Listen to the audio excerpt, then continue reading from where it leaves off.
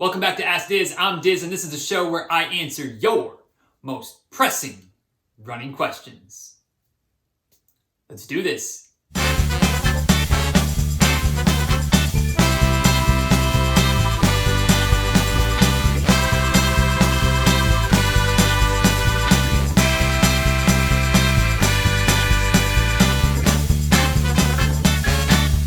All right, so today's question comes from Colleen, and Colleen asks, how do you stay marathon ready all year? What are the benefits and drawbacks if you do?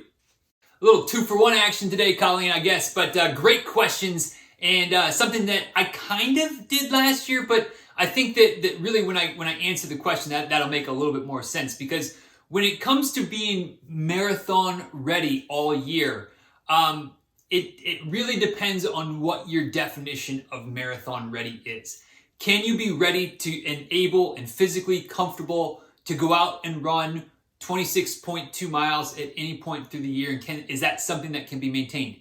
Yes, absolutely. Last year in 2019, I set a goal of running at least one 26.2 mile distance run each month. I did have one little slip up in February. I had a little injury that I was nursing, so I kind of ended up taking that month off, not necessarily by plan, but it is what it is. But I did manage 15 26.2 mile runs over the course of 2019. So you can do the math and find out that a couple months I did more than one.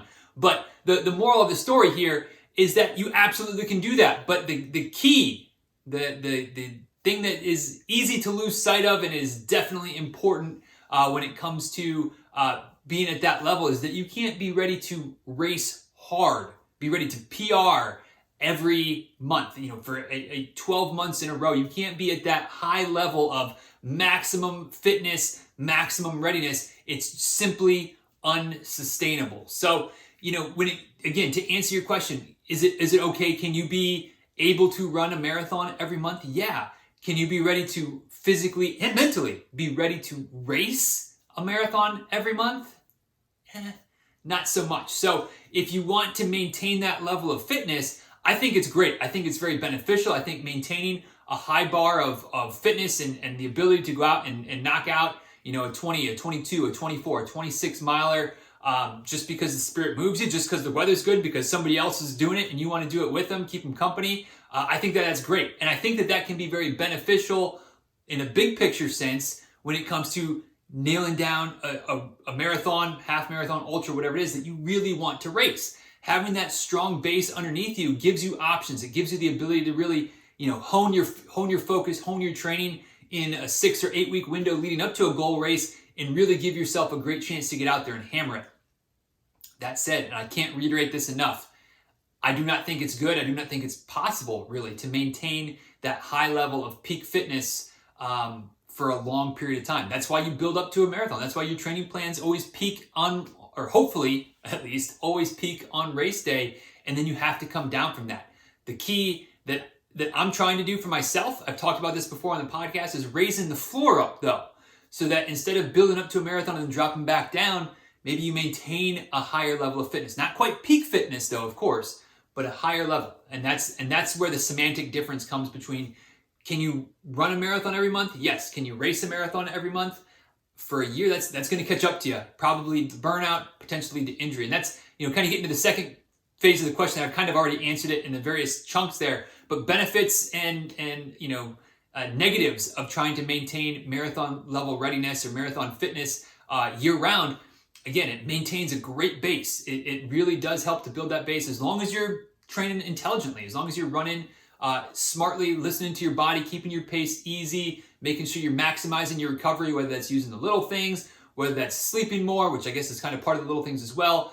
Being smart about taking a day off. If your body's telling you, hey, we need a day off today, you take that day off. If you do that, I think the benefits are very strong of building your fitness, building your base, building up your running endurance, your muscular endurance for your running muscles, lots of muscle education going on there, lots of benefits there.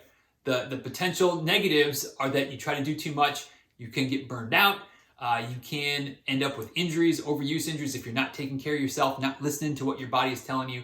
So, is it for everyone? No, because for some of us, it really can be nice to have a little bit of a down period. Even if you're still running, but not running to that level, it can be nice to just kind of breathe and let things go.